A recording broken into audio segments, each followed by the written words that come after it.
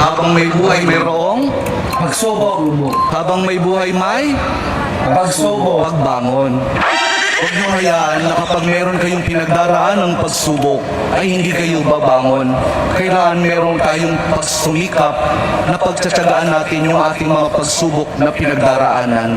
At kapag merong pagsubok at merong pagbangon, saka pa lang natin maunawaan na talagang ang ating buhay na habang may buhay may Pagbangon. habang may buhay may Pagbangon. pag-ibig. Ang pag-ibig na nagmumula kay Jesus lamang sa ating mahal po Jesus Nazareno.